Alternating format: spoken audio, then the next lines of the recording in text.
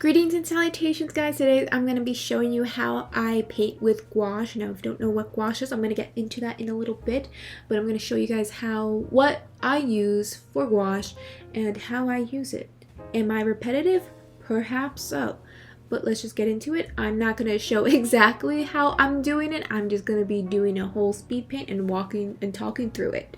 So what is gouache? Gouache is paint and there's different types of gouache. There's like gouache, watercolor, the only one I've ever used was Holbein.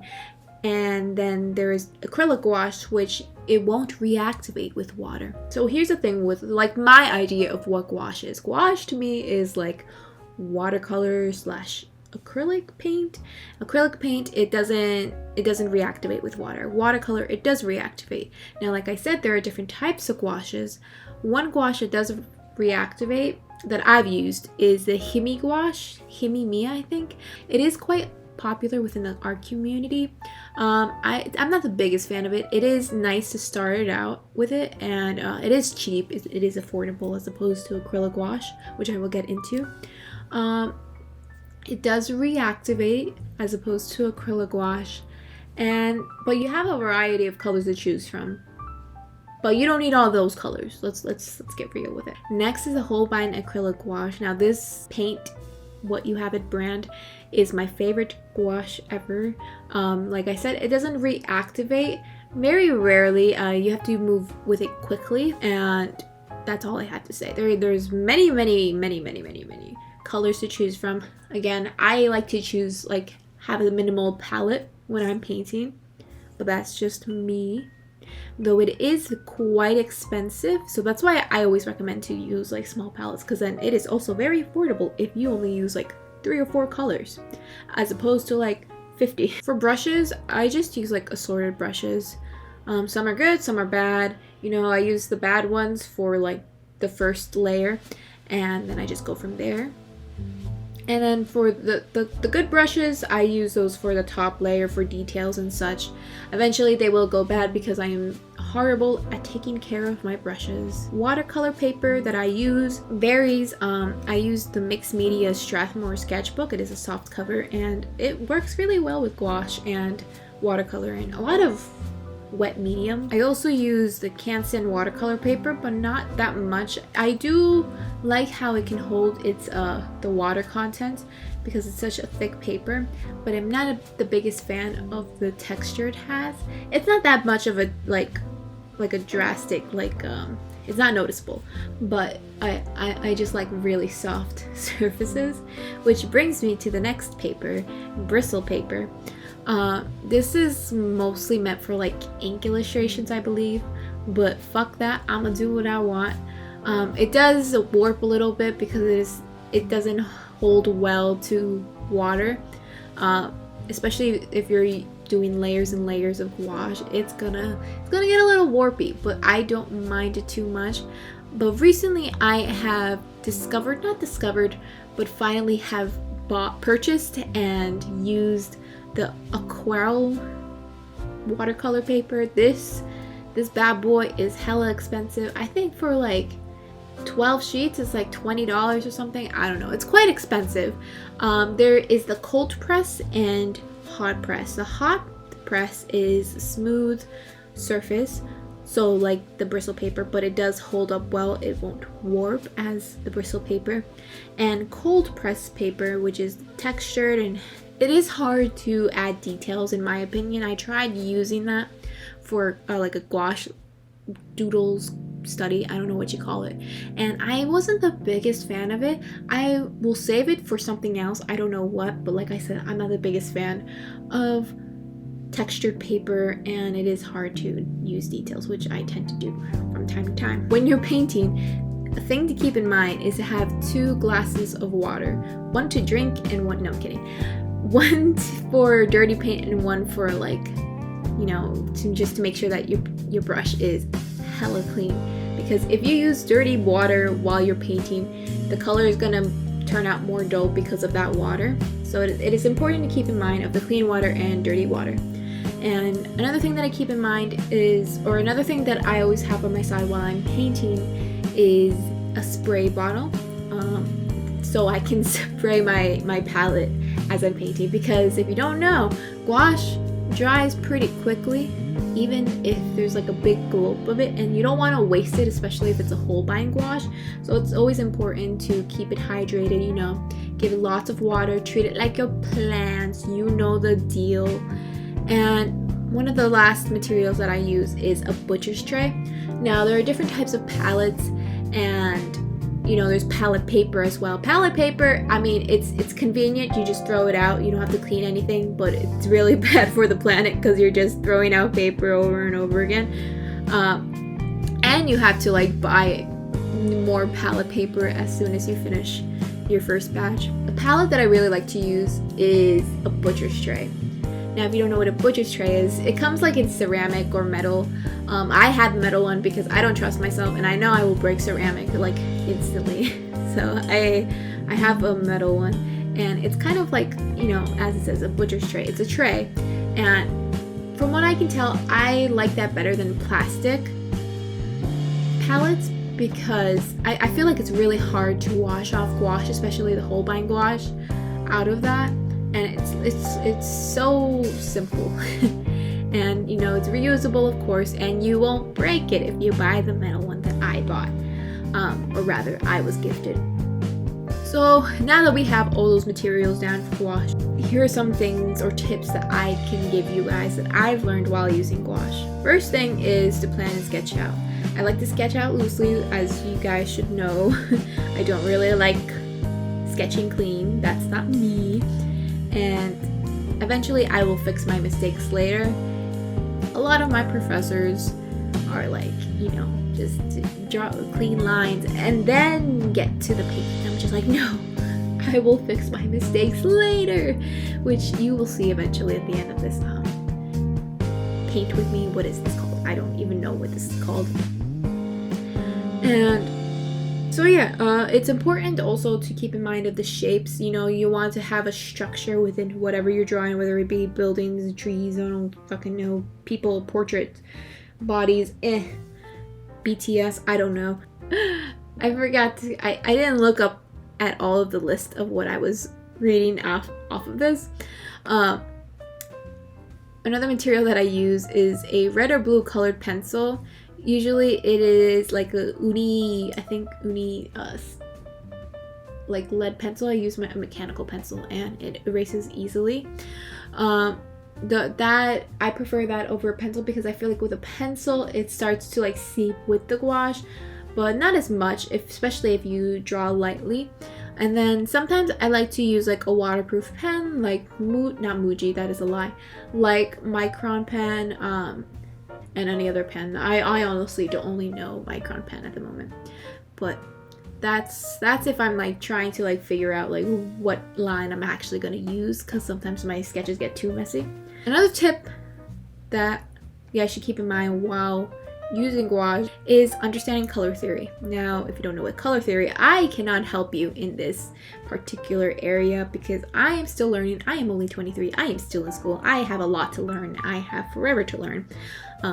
There are many resources out there on like YouTube and websites or whatever, and books actually, of what color theory is, how to understand it and all that. I can grasp a little concept of it, but from what I personally was taught and how I learned is limiting your color palette. You don't want to use, like I said, a bunch of colors, because then the painting will start to look not cohesive at all, and then you'll hate it, and then you'll want to cry because you're like, why can't I paint?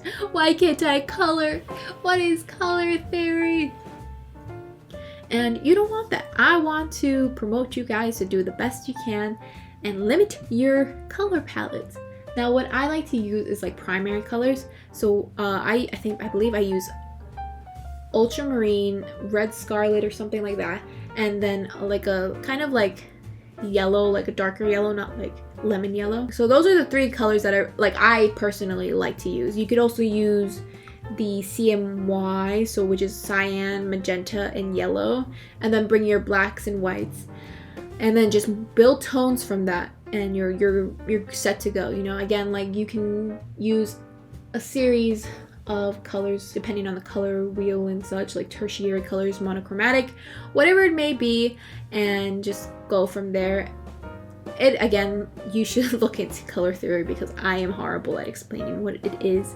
Yeah, and it just becomes honestly less overwhelming when you have a set of like colors. And this is what I learned because I was forced to use oil paint in class, and although I hate using oil paint because of its toxicity, is that a word? Is that how you say it? And then like it's just such high maintenance. I did actually learn like how to mix colors well. So I feel like with limiting your colors, you'll understand how to build a warm color or a cool color using only those 3 colors in white and black. So I highly recommend using a limited color palette. Another tip that I recommend is starting with light washes. So if you were actually paying attention to what I was painting and not just listening to me, but either or, you can do whatever, I don't care. I start with a light wash, and I think I got asked on Instagram because I asked you guys like what you wanted to know about gouache, and one of you guys asked like, how much water do you use with gouache? And what I can say is however much you need. If you want a light wash, a light glaze over your drawing, your painting, then use more water. If you want a more thicker consistency, use more gouache. Like I said, it's a combination of watercolor and acrylic, so you don't need a lot, but you also, if you want to keep it light, you can also use very minimal water, or use more water. And then I'm losing myself. I'm honestly losing myself. The point is, you can use however much water you want, and it won't affect the painting depending on how you want to paint it, the style you want to paint it. Like I said, I like to start with light washes, and then as I get with multiple layers, it will get thicker and thicker so that you can't see the mistakes that I made with my sketches. But I like to treat it like watercolor in the beginning, but it will not reactivate like watercolor. Another thing that I do, a tip for you guys, is painting with shapes and gradually building upon that painting and adding less water. Like I said, I'm just repeating myself. I'm just talking, and then I look at the list and I'm like, oh, I already said that. But painting with shapes, I like to, like I said, build with the structure and then add the details as I go on. This is how I personally do it, and luckily I haven't had a problem with it. Again, I still have a lot to learn, and yeah. As I get to the last layers, I kind of think of it like more of the acrylic side of gouache, primarily Acryla Gouache.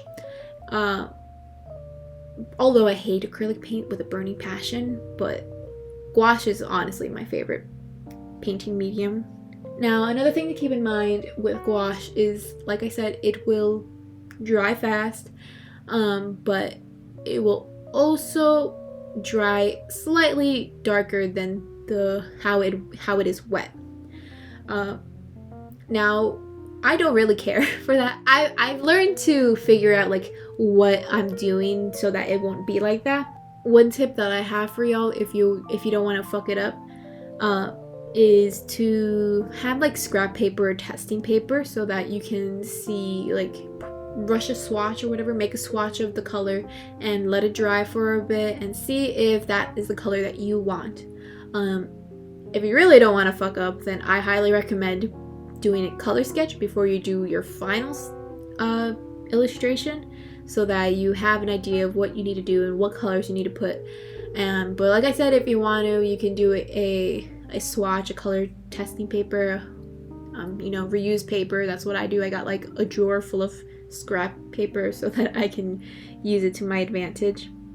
Reuse, reduce, recycle, guys. Come on, let's save the environment. Climate change is a thing, if you haven't noticed. Yeah, testing paper I used to do that a lot in school, and then I just like grew out of it because I hate having so much like things around. I'm running out of breath, guys.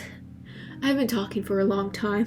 At least in my head, I've been talking for a long time. Another tip is to put your lightest and darkest colors first. So this is something I learned in one of my painting classes, in which we only used gouache, which literally is what made me love gouache for the rest of my life. I was told that you should, you know, put the lightest colors and then the darkest colors so that you can build a variety of tones. Again, this is all like depending on your style, but usually you should put tones within your drawing because either it's too light wash or too dark wash. And say you make it, you take a picture of the painting and there's not enough light tones or dark tones. If you guys want to learn more about this, I don't have a video on this because I can't teach for the life of me, but you can look into tones online, books, whatever. So many resources out there. But like I said, have a variety of tones. If you were to make your painting black and white, it's going to be too light or too dark, and you don't want that because then the drawing just gets lost. And what's the point? What's the point? So you need to have a variety of tones. There's a scale of 1 to 10. Just go all around that and just build upon that. Hopefully you guys will look into that more. I'm horrible. I am horrible at teaching these types of things. That's why I can never be a teacher. But yeah, I would think about that. And when building your palette as you're painting, remember to keep in mind of those tones, adding more white, adding more darks, and all that jazzy things, all those jazzy things. And then you will get to the best that you can be.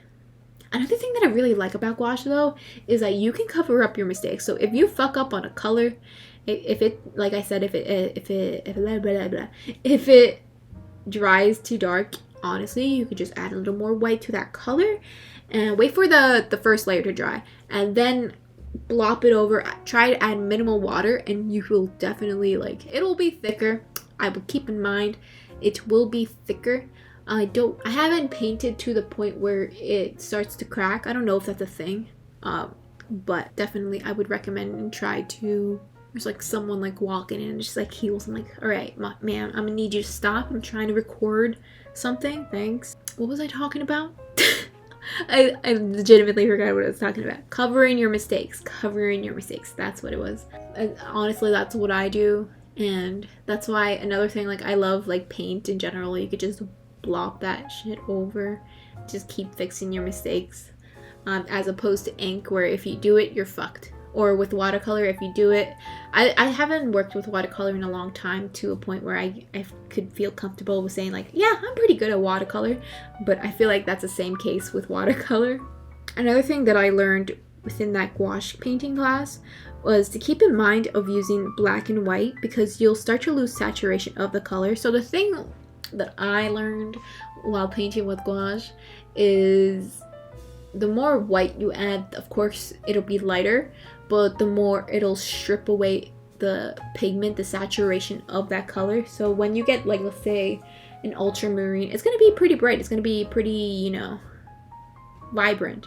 But as you add more white or black, it'll become less saturated. So I like to keep it minimal while using those colors. Unless I try to use less saturated colors so that I can make one color pop out in the painting, then I will do that. But other than that, that's what I do. Or that's that. Just keep in mind of those two colors because those will definitely desaturate the tones or desaturate the colors of your painting. But if that's your style, if that's what you're going for, go for it. It'll definitely help build a neutral tonage to your painting, and then just add the little spicy stuff, the saturated colors within that painting, and it'll be chef's kiss. I think that is all I have for gouache stuff that I've learned throughout the past. How long have I been painting with gouache? I think 2 years. About 2 years, or a year and a half. I don't know.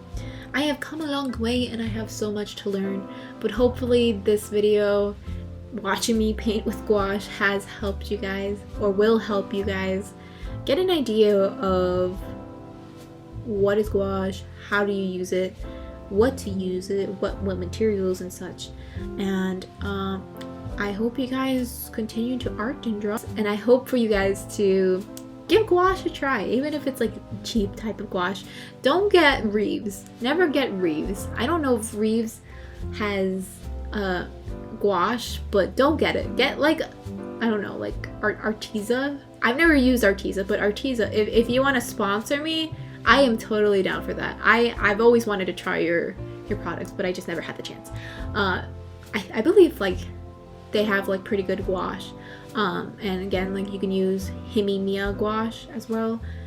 I believe all the materials, at least I'll try to remember to leave a list of materials in the description down below. If you'd like to watch more of my videos, you can subscribe, I'll watch the other ones, like and comment. I don't know if you also if there's any other videos you'd like me to like make, comment down below, because I am running dry here. I don't know what to do. Do I just do vlogs? I don't know.